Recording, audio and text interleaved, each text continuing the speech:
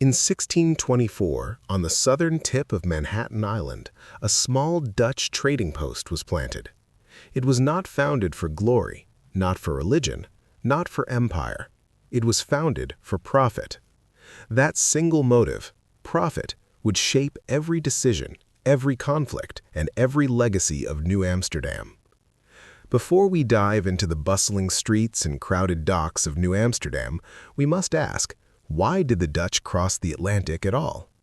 The answer is simple, yet powerful: money. The Dutch Republic in the early 1600s was a rising commercial power. Its merchants had already built fortunes trading spices in Asia. Now they looked west. Unlike Spain, which sought gold, or England, which sought land, the Dutch sought trade routes and markets. They wanted fur, timber, and access to rivers. They wanted a colony that could serve as a warehouse, a port, a hub. That colony became New Amsterdam. This profit motive would bring success, but it would also bring trouble. We'll see how. The Dutch West India Company was the engine behind New Amsterdam. Formed in 1621, it was not a government project, it was a business venture. Investors pooled money, directors set goals. Their mission was clear: control trade in the Americas, challenge Spain, and make money. Notice the difference here. New Amsterdam was not a settlement of families at first. It was a business colony. Its leaders were not kings or priests. They were merchants. And merchants think in terms of profit and loss. This is where the tension begins. When profit is the motive, human needs, safety, fairness, community, can be overlooked. We'll see this tension unfold in the coming chapters. In 1624, the first group of settlers arrived. They were not wealthy merchants. They were ordinary people, farmers, craftsmen, Walloon families from present-day Belgium. They were sent to work, to produce, to trade. They were not free pioneers. They were employees of the company. Their lives were tied to the company's profit goals. Their farms, their trade, their labor, all served the company's bottom line. This setup created a colony that was always under pressure. Every harvest, every shipment of fur, every deal with Native Americans was measured in profit. The Dutch quickly realized that the key to profit was not farming, it was fur. Beaver pelts were in high demand in Europe. Hats made from beaver fur were fashionable and valuable. So the Dutch turned to the Native Americans. They traded knives, beads, and cloth for pelts. This trade was the lifeblood of New Amsterdam. Without it, the colony would fail. Trade brought wealth, but it also brought conflict. Different tribes controlled different hunting grounds. Rivalries grew, misunderstandings multiplied, and the Dutch, focused on profit, often ignored the deeper cultural meanings of these exchanges. Here's a question.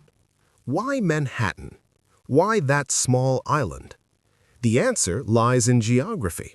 Manhattan sat at the mouth of the Hudson River. That river stretched deep into the continent. It connected to fur-rich lands. It was a natural highway for trade. The Dutch saw Manhattan not as a home, but as a port, a place where ships could dock, goods could be stored, and profits could be counted. This choice of location was brilliant for business, but it also meant the colony was exposed, surrounded by water, vulnerable to attack, and dependent on trade routes. New Amsterdam was always at risk. At this point, let's pause. What did the Dutch promise themselves? They promised wealth. They promised that New Amsterdam would be a gateway to riches. They promised that the company would grow strong. And what did they deliver? At first, small profits, a few shipments of fur, a few farms producing grain, enough to keep the colony alive, but not enough to satisfy investors. This gap between promise and delivery created pressure. Pressure on settlers, pressure on leaders, pressure that would explode in later chapters. Enter Peter Minuit. In 1626, he became director of New Netherland. He is famous for one act, purchasing Manhattan from the Lenape people. The price? Goods worth 60 guilders. Now, historians debate the meaning of this purchase. Did the Lenape understand it as a permanent sale, or did they see it as a temporary agreement? The truth is complex, but one thing is clear. Minute's act was driven by profit. Owning Manhattan meant controlling trade. This moment is a turning point. It shows how Dutch business motives shaped history. Manhattan, today one of the most valuable pieces of land in the world, was acquired in a deal driven by commerce. So far, we've seen the seeds of profit. We've seen the company, the settlers, the trade, the purchase of Manhattan. But what happens when profit motives clash with human needs? What happens when settlers demand freedom? When Native Americans demand respect? When rival nations demand territory? That is what's coming next. Before we move forward, let's pause and look at details that are often overlooked. These small truths reveal the deeper character of New Amsterdam and remind us that it was never built as a dream of liberty, it was built as a business plan. Settlers were spread across multiple locations, not just Manhattan. In 1624, the company sent families to different points along the Hudson River. Some went north to Fort Orange, near present-day Albany, where the fur trade was strongest. Others were placed on Governor's Island, and a few on Long Island and Staten Island. This was deliberate. The company wanted to control several trade points at once, not just one settlement. By spreading settlers, they hoped to secure river routes, protect fur supplies, and prevent rivals from claiming territory. But this strategy also made the colony fragile. Small groups were isolated, vulnerable to attack, and dependent on native alliances. The colony was never meant to be self-sufficient. Unlike English colonies, which often aimed to grow food and sustain communities, New Amsterdam was designed as a trading post. Grain and livestock were raised, but only to support the workers. The real wealth was in fur. Ships from Europe carried tools, weapons, cloth, and luxury goods to exchange with Native Americans. Without these shipments, the colony could not function. This dependence made New Amsterdam fragile. A delay in ships meant shortages. A war in Europe meant supplies stopped. Settlers lived with constant uncertainty, knowing their survival hinged on distant investors. The company's directors in Amsterdam misunderstood the colony's reality. The directors demanded profits quickly. They measured success in shipments of pelts and rent collected from farms. But they rarely understood the dangers settlers faced: harsh winters, native conflicts, disease, and isolation. Their orders often ignored local conditions. For example, they demanded higher taxes during years of famine. They insisted on strict trade rules, even when settlers needed flexibility to survive. This disconnect created resentment. Settlers felt abandoned, forced to serve a company that cared more about ledgers than lives. Profit motives shaped every decision. Even the purchase of Manhattan in 1626 was not about settlement. It was about securing a port for trade. Fort Orange was not about farming, it was about controlling fur routes. Every choice was measured in profit. This explains why the colony lacked strong defenses, schools, or community institutions in its early years. The company invested only in what promised returns. The colony's fragility was hidden behind its promise. To investors in Amsterdam, New Netherland looked promising. Fertile land, rich rivers, valuable furs. But on the ground, settlers struggled. Supplies ran short, native alliances shifted, rival nations threatened. The colony survived, but always under pressure. Now, let's move on. The colony of New Amsterdam was built on trade, but trade is never just numbers. Behind every ledger stood human lives. Behind every shipment of fur stood families, tribes, and settlers. And when profit became the only measure, people began to push back. This is the story of how business motives collided with human needs. The Dutch West India Company demanded results. From its headquarters in Amsterdam, directors sent orders: more fur, more grain, more revenue. Settlers in New Amsterdam felt the weight of these demands. They were not free farmers. They were tenants, bound to the company's rules. Settlers wanted stability, land, and community. The company wanted quick returns. This clash created frustration, and frustration, as we'll see, turned into conflict. Imagine being a farmer in New Amsterdam. You clear land, plant crops, raise animals. But the company owns the land. You pay rent. You follow company rules. You cannot trade freely. Settlers began to resent this system. They wanted independence. They wanted to sell their goods directly. They wanted freedom from company control. This is the promise. Settlers hoped for a better life. This is the delivery: restrictions, taxes, and company oversight. The gap between promise and delivery grew wider, and tension rose. Now let's turn to the Native Americans.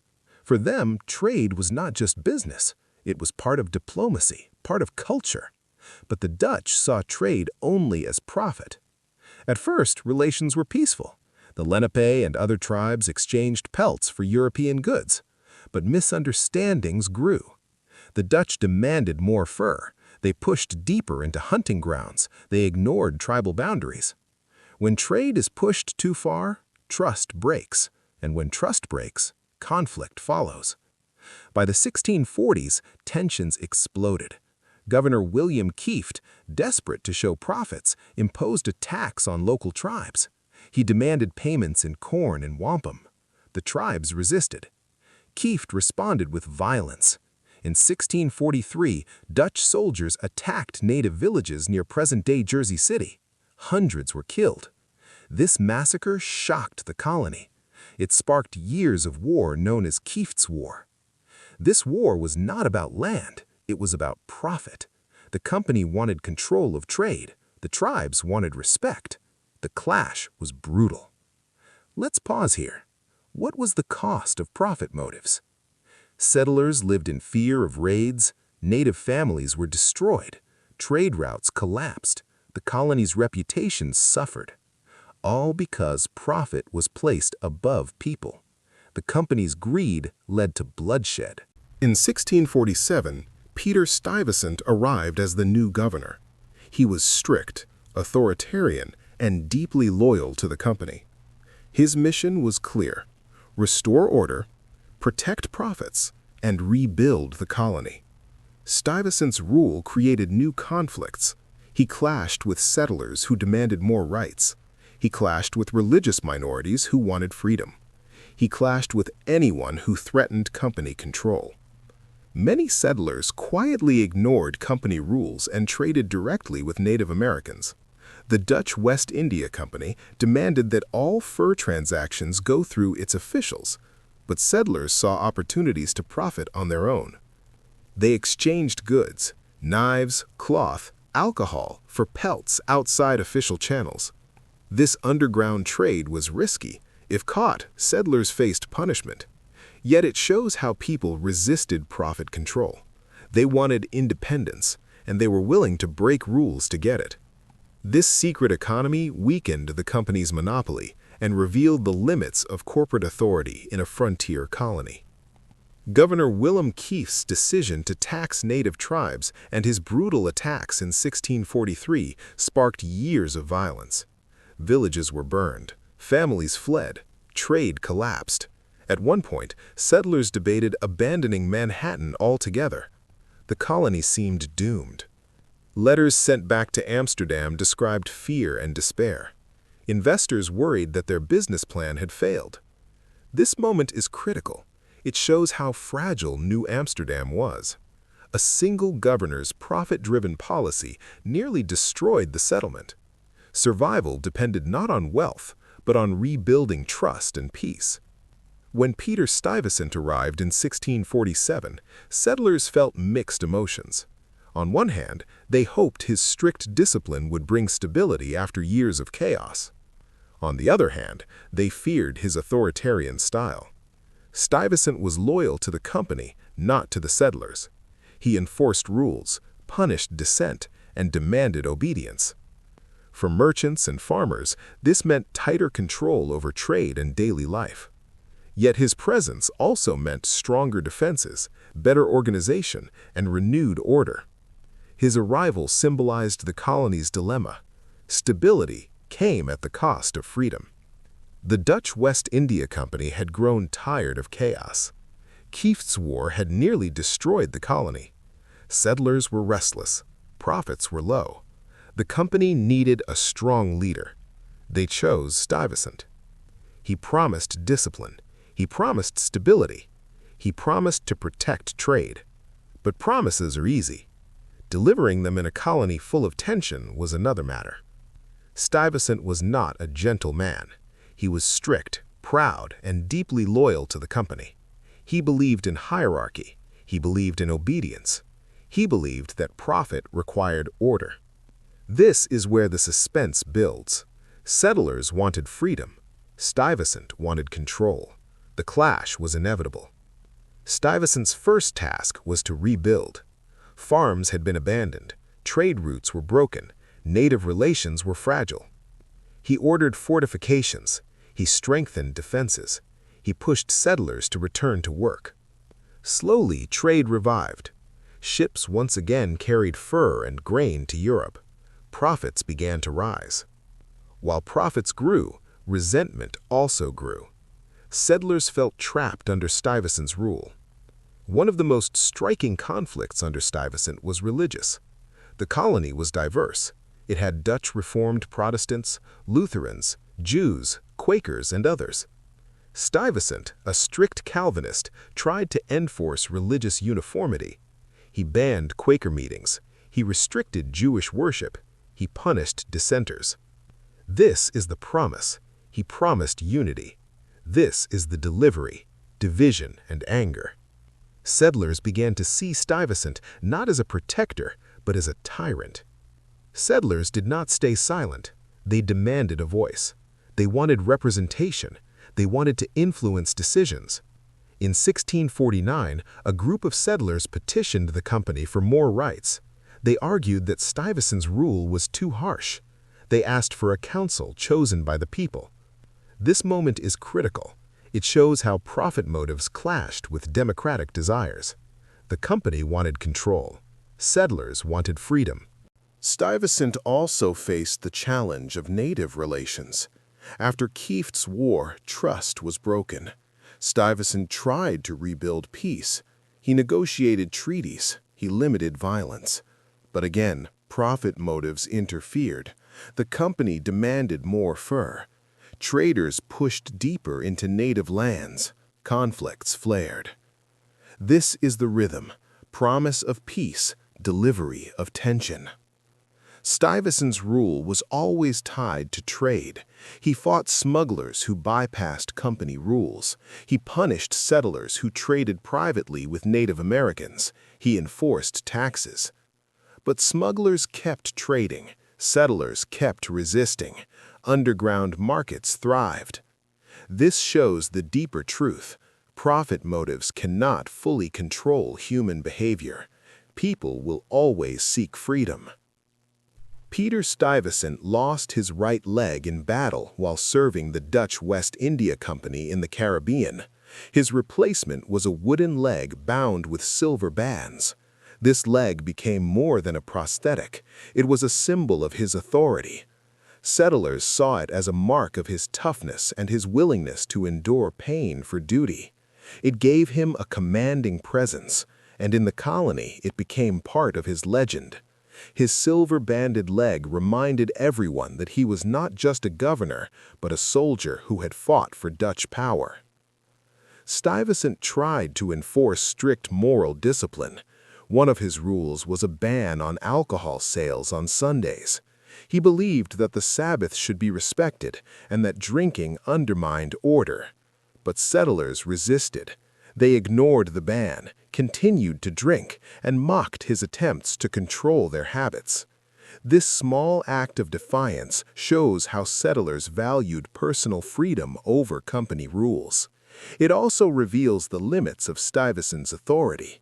He could command soldiers, but he could not control daily life when profit and pleasure were at stake. Fearing attacks from native tribes and rival nations, Stuyvesant ordered the construction of a defensive wall along the northern edge of the colony in the 1650s. Built of wood and earth, the wall stretched across what is now Lower Manhattan. It was meant to protect settlers from invasion. Over time, the area near the wall became a place of trade and gathering. After the wall was dismantled, the street that ran along its line was named Wall Street. What began as a defensive measure against threats became the heart of New York's financial district. This transformation shows how profit motives turned military necessity into commercial opportunity. Under Stuyvesant's strict rule, New Amsterdam had grown. Trade expanded. Ships carried fur, grain, and timber across the Atlantic. Merchants counted profits. The company saw returns. Prosperity attracts rivals. England, already expanding along the Atlantic coast, looked north.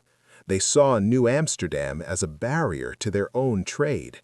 They saw its harbor as a treasure. They saw its profits as theirs to take.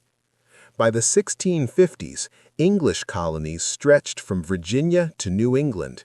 They surrounded New Netherland. The Dutch colony was squeezed between English settlements. England promised itself control of the entire coast. This is the delivery, pressure on New Amsterdam. The Dutch were outnumbered. Their colony was small. Their settlers were few. Their defenses were weak. England did not attack immediately. Instead, they used trade laws. In 1651, England passed the Navigation Acts. These laws restricted foreign ships from trading with English colonies. The target was clear: the Dutch. England wanted to cut off Dutch profits. They wanted to weaken New Amsterdam. This is the rhythm: promise of profit, delivery of restriction. Stuyvesant saw the danger. He strengthened defenses, he built walls, he prepared soldiers. But he also knew the colony was fragile. Settlers were divided. Some were Dutch, some were English, some were French, German, Scandinavian, or Jewish. Many settlers cared more about trade than loyalty. When conquest comes, will settlers fight for the company, or will they surrender for profit? By the 1660s, England grew bolder. They claimed that New Netherland belonged to them. They argued that earlier explorations gave them rights. They prepared fleets. In 1664, the threat became real. English ships sailed into New Amsterdam's harbor. Soldiers landed. The colony faced invasion. This is the climax. The shadow of conquest became reality. Stuyvesant wanted to fight. He believed in loyalty to the company. He believed in defending Dutch honor. He prepared cannons. He rallied soldiers. But settlers resisted. They argued that fighting would destroy trade. They argued that surrender would protect profits. They argued that England offered better opportunities. Profit motives weakened resistance. Settlers chose commerce over loyalty. On September 8, 1664, Stuyvesant surrendered New Amsterdam to the English. The colony was renamed New York. No major battle was fought. No blood was spilled. The colony changed hands peacefully. Why? Because settlers valued profit over war. They believed English rule would protect trade. They believed surrender was safer than resistance. This moment is the turning point. It shows how profit motives shaped destiny. When the English flag rose above Manhattan in 1664, many thought the Dutch story had ended. But it didn't. The Dutch spirit, shaped by profit, trade, and tolerance, did not vanish. It lingered in the streets, in the markets, in the laws, and in the culture. The colony had changed hands, but the Dutch legacy lived on. The English promised settlers that life would go on. They promised religious tolerance. They promised protection of property. They promised that trade would continue. Would those promises hold? Would English rule erase Dutch identity, or would Dutch traditions survive beneath the surface? Trade remained the bloodline of the colony. The English renamed New Amsterdam to New York, but they kept the port busy. Dutch merchants continued to operate. Dutch ships continued to sail. Dutch trading practices continued to shape commerce. This is the rhythm. Promise of change, delivery of continuity. The Dutch had introduced a system of land ownership called the patroonship. Wealthy investors could control large estates if they brought settlers to farm them. Under English rule, many of these estates remained. Dutch families kept their lands. Their influence endured. This shows how profit motives created lasting structures. Under Stuyvesant, religious minorities had suffered. Jews, Quakers, and Lutherans faced restrictions. Under English rule, tolerance expanded. The English allowed more freedom of worship. This tolerance was not purely English, it was rooted in Dutch tradition. The Dutch Republic had long been known for religious diversity. That spirit carried into New York. Dutch language did not disappear overnight. For decades, settlers spoke Dutch in homes, churches, and markets. Dutch customs shaped daily life. Dutch names remained on streets and towns. This is the promise. English rule would dominate. This is the delivery. Dutch culture persisted.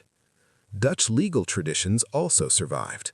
The English adopted some Dutch practices, especially in property law and contracts. The emphasis on commerce, fairness in trade, and written agreements reflected Dutch influence. This is another example of profit motives shaping legacy. In 1673, during a war between England and the Netherlands, Dutch forces briefly recaptured New York. They renamed it New Orange. This moment is suspenseful. For a year, Dutch rule returned. But in 1674, the colony was handed back to England. The brief recapture shows how fragile colonial control was and how deeply profit and rivalry shaped history. Prominent Dutch families, such as the Van Cortlands, Schuyler's, and Livingstons, retained power and wealth long after the English takeover. They owned large estates, controlled trade, and held political influence in colonial New York. Their names became tied to the city's growth, and their descendants played roles in shaping early American society. This continuity shows how Dutch profit motives, land ownership, commerce, and family networks remained central even under English rule. The Dutch Reformed Church continued to operate after 1664, preserving traditions of worship, language, and community. Services were conducted in Dutch for decades, and the church remained a center of social life. This persistence reveals how religion, tied to identity and culture, survived conquest. It also shows how profit motives indirectly supported tolerance. The English allowed Dutch churches to remain because suppressing them might disrupt trade and stability. Everyday language in New York carried Dutch influence. Words such as cookie from koekje, boss from boss, and stoop from stoop entered English speech. These words reflect daily life, food, authority, and home. They remind us that culture is carried not only in laws and buildings, but in the words people speak. The persistence of Dutch vocabulary shows how deeply the colony's profit-driven diversity shaped New York's identity. Walk through the streets of New Amsterdam in the 1650s, and you would hear many voices. Dutch, English, French, German, Scandinavian, African, and native tongues all mingled in the air. This was not by accident. It was the direct result of profit motives. The Dutch West India Company welcomed anyone who could work, trade, or pay rent. Diversity was not a dream, it was a business strategy. The company promised opportunity to settlers from across Europe. Land, trade, and work were offered. Ships carried families from many nations. Merchants, farmers, craftsmen, and laborers arrived. But opportunity came with limits. Settlers were bound to company rules. They were taxed, they were controlled. The promise of freedom was always balanced against the company's profit. New Amsterdam's harbor became a magnet. Ships arrived from the Caribbean, Africa, and Europe. Goods flowed in, sugar, rum, cloth. Goods flowed out, fur, timber, grain. With trade came people. Africans were brought as slaves. Merchants from many nations settled. Native Americans traded in the markets. The colony became a mosaic. This is the rhythm of New Amsterdam: promise of profit, delivery of diversity. One of the darkest aspects of diversity was slavery. The company imported enslaved Africans to work in farms and households. Their labor supported profits. Some enslaved Africans gained partial freedom. They were granted land north of the colony, creating a community of free black families. This was unusual in the Americas at the time. This shows how profit motives shaped human lives in complex ways, both oppressive and, in rare cases, liberating. Religion added another layer of diversity. Jews established a synagogue, Lutherans worshipped in secret, Quakers gathered quietly. The Dutch Reformed Church remained dominant, but others persisted. Stuyvesant tried to suppress minorities, but the company, focused on profit, often overruled him. They argued that excluding settlers would hurt trade. This is the promise: unity under one faith. This is the delivery: diversity protected by profit. Women played vital roles. They managed households, farms, and shops. Some widows ran businesses. Their work contributed to the colony's economy. This is often overlooked, but it shows how profit motives opened space for women to shape society. Picture the market in New Amsterdam. Stalls filled with goods, traders bargaining, languages mixing, cultures blending. This daily scene was the heart of the colony. It was where profit and diversity met. Diversity brought strength, but also tension. Different groups clashed. Different customs conflicted. Different loyalties divided settlers. Would profit hold them together, or would differences tear them apart? The English promised settlers stability. They promised stronger defenses. They promised better trade connections. They promised that New York would thrive. But the very things that made New Amsterdam valuable, its harbor, its diversity, its profit-driven culture, were already Dutch legacies. The English inherited them. Trade remained the lifeblood of the city. Ships filled the harbor. Merchants filled the markets. Goods flowed in and out. The English built on what the Dutch had created. They expanded trade. They connected New York to the wider empire. But the Dutch spirit of commerce remained at the core. The Dutch had welcomed settlers from many nations. That diversity did not vanish. Under English rule, New York remained multicultural. Different languages, religions, and customs continued. Dutch legal traditions shaped property rights. Dutch customs shaped daily life. Dutch words entered English speech. Dutch families remained influential. The Dutch emphasis on contracts, fairness in trade, and tolerance in religion continued to guide New York. Would New York remain just a colonial port, or would it grow into something greater? The answer lay in its Dutch foundation. Profit motives had created a city built for commerce. That foundation allowed New York to expand, to attract settlers, to become a hub. By the late 1600s, New York was no longer a fragile colony. It was a thriving city. Its harbor was one of the busiest in North America. Its population grew. Its diversity expanded. This transformation was rooted in Dutch profit motives. The company had built a colony for trade. The English inherited a city designed for commerce. The architecture of Dutch settlers left a visible mark on New York for generations. Homes built with steep gabled roofs, brick facades, and distinctive stoops remained long after English rule began. These houses reflected Dutch building traditions and practical design suited to the climate. In rural areas, Dutch farmhouses with broad eaves and central chimneys stood for centuries, shaping the landscape of the Hudson Valley. Their endurance shows how cultural habits born from profit-driven settlement became part of New York's identity. The Dutch Republic had been known for its relative tolerance compared to other European powers. In New Amsterdam, this translated into a willingness to accept settlers of different backgrounds as long as they contributed to trade and profit.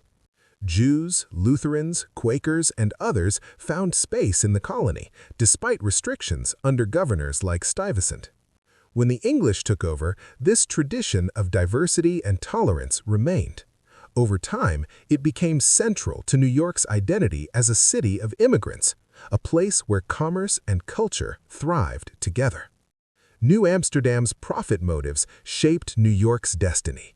The Dutch built a colony for commerce. The English inherited it, and the legacy of profit, diversity, and trade became the foundation of one of the greatest cities in the world. The story of New Amsterdam is not just about a colony. It is about how profit motives can shape history, culture, and identity.